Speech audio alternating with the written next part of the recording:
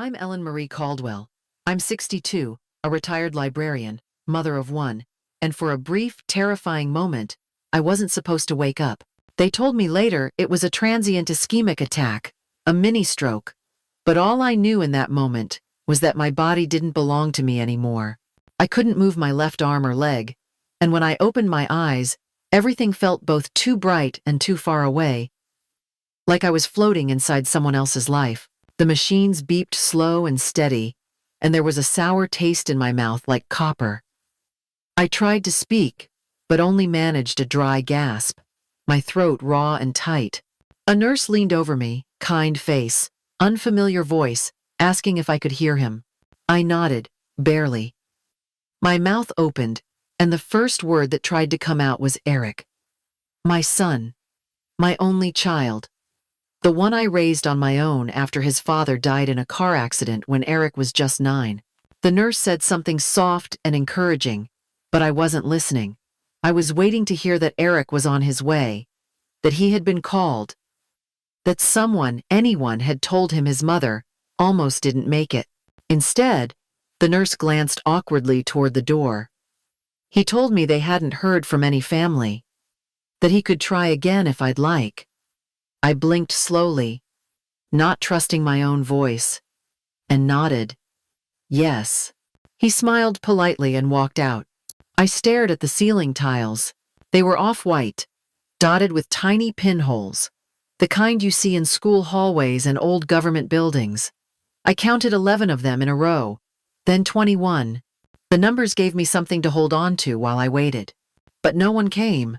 A nurse returned a few hours later with ice chips and a clipboard. She called me by name, but didn't ask about my emergency contact. Instead, she handed me a folded piece of paper with my name scrawled on it in Eric's handwriting. It was a note, written in black marker, like something taped to a refrigerator. Said they were headed to Colorado. A hiking trip. 2 weeks. The note ended with, "Hope you're doing better when we get back." No signature. No heart. Just a casual dismissal, like I was a delayed appointment. I reread it 3 times, hoping I'd missed something. Some hidden warmth. Some secret message. But it was cold ink on hospital paper. That was when it hit me. I wasn't waiting for anyone. There was no one coming through that door. Not today, not tomorrow. I was alone in the most vulnerable moment of my life. And the person I thought would be there, my only son, had already made other plans. My hand shook as I let the paper fall back onto the tray. A nurse adjusted my IV. The lights buzzed faintly above. I turned my face to the wall and let the silence settle in like dust. The ride home felt longer than it should have. The hospital van creaked with every bump in the road, and the driver didn't speak. I sat in the back, hands folded in my lap, staring out the window like a ghost hitching a ride through a town that no longer recognized me. When we pulled into my driveway, something felt off. The curtains were drawn, and the porch looked too clean, like it had been recently swept by someone who didn't know where I kept the welcome mat. I reached into my purse for the spare house key, the one I'd always kept on a ring tucked deep in a side pocket, and wheeled myself up the ramp to the door. The key didn't fit. I tried it twice, then a third time, slower. My hand trembled, not from the stroke, but from a quiet panic rising in my chest. I stared at the lock, as if I could will it to remember me. Then I noticed the note taped to the storm door. Just a folded sheet of lined notebook paper, barely clinging to the glass with a strip of old Scotch tape. It read, "Hope you're recovering. We had to go to Colorado. Back in 2 weeks." That was it. No name, no detail, not even a warm wish. I pressed the call button for the driver and asked him to wait. He looked surprised but didn't argue. I sat there on the front porch of my own home, in a wheelchair, staring at a door that no longer opened for me. Eventually, I called a locksmith, told him I'd lost my key. I didn't know what else to say. An hour later, I rolled into a house that didn't feel like mine anymore. The first thing I noticed was the smell. It wasn't bad. It just wasn't right. Like hotel air. Too clean. Too empty. The furniture had been shifted. The living room couch was against the wrong wall. The Afghan my mother crocheted was gone from the armrest. On the floor, a plastic bin sat half-packed with framed photos and old Christmas cards. I moved into the kitchen, and that's when the cold hit my spine. Sitting on the counter was a real estate flyer. A full-color printout with a picture of my house taken from the street. Trees in full bloom. A caption underneath. Charming southern home. Ideal for young families. My name wasn't on it. I hadn't signed anything. I hadn't agreed to sell. I wheeled backward, heart pounding, and looked toward the dining room. The table had been cleared. My chair was gone. One of the dining chairs I always sat in had been replaced with a folding one. There were no flowers, no welcome home banner, just silence. I pushed open the hallway door and rolled toward my bedroom, but it wasn't my bedroom anymore. The bedspread was stripped. Boxes lined the walls, and half my clothes were folded into a suitcase I didn't recognize. In the closet, my shoes were scattered, only a few pairs left behind like someone had been sorting them for donation. I felt the edge of the dresser, pressed my palm flat on its surface like it might anchor me. The mirror still hung above, but I couldn't look into it. I didn't want to see my own face. I was afraid it wouldn't recognize me either. That was when I realized. They weren't just gone. They had already started moving on. Without me. Without asking. Without warning. I wasn't meant to come back. Or if I did, I wasn't meant to stay. The house still stood, but it had been hollowed out, stripped of memory, of meaning. And the people I once called family had left nothing behind except a note and a lock that no longer opened for me. I found the folder by accident. It was left open on the kitchen counter, next to a pile of mail and a Starbucks receipt with my son's name printed in neat black letters. I didn't think much of it at first. I was just trying to find the coffee canister, something familiar to hold in my hands. But when I glanced down and saw the word, power of attorney, everything around me went still. The air got heavier. The edges of my vision blurred like I'd stepped underwater. I picked it up with both hands and sat at the kitchen table, the one where I used to cut birthday cakes and fold laundry. There it was. My name, my signature, a date from 2 years ago, right after a routine surgery, when I'd been barely conscious and fogged from painkillers. I remembered Eric bringing in papers, saying it was just for insurance in case I had trouble signing hospital forms. I was drowsy, half lucid, and I signed whatever he asked me to. I never thought he'd actually use it, but he had. And now, that signature shaky, crooked was being used to undo everything I'd built. They were using it to sell my house, touch my accounts, reroute my life. Without asking, without warning. Like I was already gone. I pushed away from the table and rolled down the hall to my bedroom. The carpet felt thinner. The walls are quieter. I opened the closet door, and my breath caught in my throat. Half the hangers were empty. My coats, gone. The shoes I wore every Easter are missing. A few old cardigans hung limp on the rod, like they were waiting to be judged next. I opened my dresser. The top drawer was bare except for a single pair of reading glasses and a broken necklace. The middle drawer held some loose socks and a folded plastic bag. The bottom drawer was filled with air. It was the kind of emptiness that feels deliberate. A cardboard box sat near the foot of the bed, labeled in black marker, "Donations. Mom's room." Inside were framed photos of my parents, an old scarf my late husband gave me, and a jewelry box missing the latch. I stared at the contents and realized this wasn't about tidying up. This was removal, erasure. They weren't preparing for my return. They were cleaning up after me like I was already in the ground. I looked around the room and felt like an intruder in a museum exhibit about a woman who used to live here, a woman who was no longer needed. Even the silence had changed. It wasn't peaceful. It was surgical. Like the house had been scrubbed clean of anything that reminded them I once belonged. I wasn't looking for anything. I just wanted to check the weather, Maybe distract myself from the silence that had settled so thick it felt like a second skin. Eric's old iPad was still plugged in near the pantry, same place it had always been. I picked it up out of habit, pressed the button, and it lit up without asking for a passcode. His messages were still open. It didn't feel like snooping at first. I wasn't searching for secrets. I just needed to feel something familiar. Even if it was borrowed. I scrolled without meaning to, just letting my finger drift, until I saw a thread between him and Marla, his wife. The latest message stopped me cold. She's just taking up space. We'll handle it when she's gone. No punctuation. No hesitation. Like I was a leftover task on a to-do list. The kind of message you send when you think the person you're talking to will never read it. And for a moment, I wished I hadn't. I stared at the screen so long that the light dimmed and the words faded. I tapped to wake it again. Read the sentence over. Then again. My hand didn't shake. My heart didn't race. It just sank. I thought back to all the years I'd helped them. Watched their kids. Paid a month of their mortgage when Eric's hours got cut. Cooked Thanksgiving dinner. Even when I had the flu. I thought it meant something. I thought I meant something. But to them, I was in the way. They weren't waiting for me to get better. They were waiting for me to leave. Or die. Or fade quietly into a place where I'd no longer be a problem. And the worst part wasn't the words.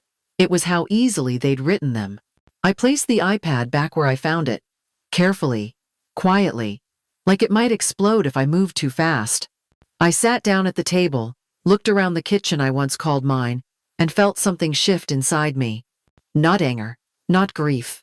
Just the cold clarity of someone finally seeing the truth, without the comfort of denial.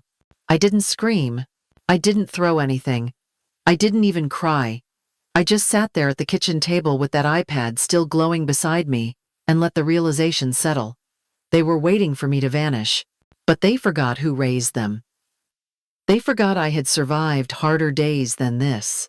I'd buried a husband, worked double shifts, paid off debt without help, and now they thought I would sit quietly while they erased me. The next morning, I called someone I hadn't spoken to in almost 6 years. Dean Walker, my former lawyer. He used to draft simple wills and small business contracts back when I was still working at the library. I helped his daughter get a scholarship. He owed me a favor, and I hoped he still remembered. He did. Dean listened without interrupting. Then he asked if I could get to his office by noon. I said I'd take a cab. I didn't tell him it would be the first time I'd left the house alone since the stroke. I didn't tell him my legs still gave out if I stood too long. I just said I'd be there. His office hadn't changed much. Still smelled like paper and cedar polish. He pulled up the document Eric had activated. Said the language was vague, broad, but not ironclad. The clause allowing real estate transfers? Missing a specific line of consent. That's where we could fight. He filed the revocation papers that afternoon. I signed everything with a firm, steady hand. Dean smiled and said, "You still got it." I told him I wasn't done yet. That night, I stayed up, going through every account, every password, every piece of paper I'd ever saved. I closed the joint bank accounts, opened new ones under a variation of my maiden name. I changed mailing addresses, canceled subscriptions, and sold off the valuables they hadn't gotten to yet. Then I called a realtor of my own. Quiet, fast, no signs in the yard. I told her it had to be a cash sale. No contingencies. She asked if I was sure. I said yes. I didn't want to save the house. I wanted to empty it before they could. I packed only what mattered. My wedding ring. A box of photos. The quilt my grandmother made me when I was 12. Everything else went to donation. I left the key in the mailbox and didn't look back. By the end of the second week, the house was sold. Clean deal. The wire transfer hit the new account in full. I moved out before Eric and Marla even noticed. I didn't leave a note. I didn't owe them that. Instead, I drove west in a rental car under the name Helen Grayson. It was the name of my mother's sister, a woman who disappeared in the 70s, and was never found. I thought it fitting. I picked the town at random. Saw it on a billboard. Cedar Ridge. Population 1,304. A dot on the map. Just past the Texas border. I found a one-bedroom cottage behind a bait shop. Fully furnished. Cash only. The landlord didn't ask questions. Said I looked like someone who needed a fresh start. He was right. I told people I was retired, recently widowed, no kids. They believed me. No one asked too much. Small towns respect your silence as long as you smile when you pass them on the street. I volunteered at the library, kept to myself, and paid in cash. Every night, I wrote down the lies I told in a little notebook tucked under the bed. And slowly, the weight I'd carried started to lift. Not because they apologized, not because they came looking, but because I had chosen myself, finally, fully. They tried to erase me, but I rewrote the ending. My way. It happened at a birthday party. Nothing fancy. Just balloons, store-bought cupcakes, and folding chairs in a church basement. I was helping a little girl open presents while someone filmed her on their phone. I didn't think much of it. I smiled, passed the gift bag, and even helped her read the card. Just another sweet moment, one of hundreds I'd shared since arriving in Cedar Ridge. 3 days later, Lily burst into the library, phone shaking in her hand. She shoved the screen toward me, eyes wide, barely breathing. I saw myself on it. Me, sitting in a plastic chair with a party hat sliding sideways on my head, laughing softly while a child tore wrapping paper in my lap. It was only 30 seconds long, but it was enough. The video had gone viral. At first, just on a local mommy blog, then someone recognized me, matched my face to an old news article from back home. The one with the headline about a mother who vanished after her children tried to sell her house while she was in the hospital. They started calling me Ghost Mom. Comments flooded in. Some people cheered me on, said I was a legend. Others accused me of abandonment. The video hit 1 million views in under a week. Then the news outlets came knocking. Reporters tried tracing the location from the background. One recognized the bait shop sign. Another tagged the library. The internet did what it always does. It dug up everything. My old name, my address, even footage of Eric and Marla being confronted in a grocery store parking lot. Someone threw a bag of cat litter at their car. A part of me wanted to laugh. Another part froze. I wasn't ready to be found. Not like this. I had built this new life, one quiet day at a time. And now, it was unraveling under a TikTok algorithm. I stopped checking my phone, turned off the Wi-Fi, but the damage was done. People were debating my existence like I was a plot twist in a true crime series. Some thought I faked the stroke. Others swore I had a secret twin. They made memes, wrote essays, started petitions. And through it all, I stayed silent. I didn't correct the record. I didn't confirm or deny. I just kept showing up at the library. I smiled when asked if I was okay. And when someone finally whispered, "You're her, aren't you?" I simply said, "Not anymore." Then, I shelved another book and went on with my day. I saw the car before I saw him. A silver SUV with South Carolina plates was creeping past the library's front lot like it belonged there. He parked with too much care, like he thought a neat alignment might somehow make up for everything that had come before. Eric stepped out, holding a paper coffee cup, dressed like he was headed to church, not chasing down the mother he left behind. His eyes scanned the building, unsure, hesitant. I watched from behind the stacks, heart steady, breath even.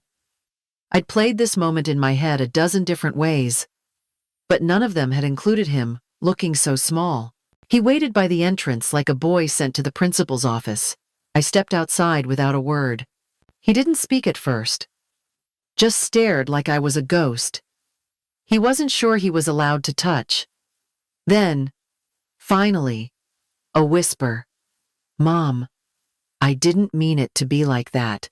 I stood still, letting the words hang between us. I didn't blink. I didn't smile. I looked him in the eye and said the truth out loud. I already did the funeral. You just weren't there. He flinched. Not with his body, but with his soul. Like someone had finally said what he'd tried not to hear. I watched him search for something to say, something to undo the months he'd let me rot in a hospital bed while he planned my exit. We thought we were helping. We didn't know what to do. You're not a ghost. You're not done. You can come home. I didn't raise my voice. I didn't even move. I just said, you left me to die. Then you cleared out my drawers like I was a deadline you missed. Don't stand there and pretend this was love. His shoulders collapsed under the weight of those words. He tried to reach out, a gesture, a plea. But I stepped back, calm and certain. I'm not coming back. I found peace you never gave me, and I'm not giving it up now. Then I turned and walked away. Not quickly, not dramatically, just enough to make it clear the story was over. 2 days after he left, a manila envelope showed up in the library's return slot. My name was written across the front in handwriting I recognized before I even picked it up. I took it home without opening it, placed it on the kitchen table, and let it sit there like a quiet weight. For 2 nights, I ignored it. Not out of fear, but because I already knew what was inside. I could feel the words waiting for me, the way a memory sometimes pulses before it rises. On the 3rd morning, I unfolded the flap and pulled out a sheet of thin hospital paper. It was my handwriting, faint, shaky, scribbled in the hours after they revived me. I'd written it for them, in case I didn't make it. If I don't wake up, I forgive you. But if I do, please come. I'm scared. I read it once. Then again, I remembered how it felt to hold that pen with fingers that barely worked. I remembered thinking, forgiveness might bring them back. But now, with everything behind me, the words felt like a message from someone I used to be. I didn't cry. I didn't crumble. I folded the letter carefully, slid it into the notebook, where I kept every piece of my new life, and tucked it away. Not to forget, but to remind myself that fear no longer had the final word. The mornings here are quiet in a way that feels earned. I wake with the sun, brew my coffee on the old stovetop, and sit by the window where the light hits the floor just right.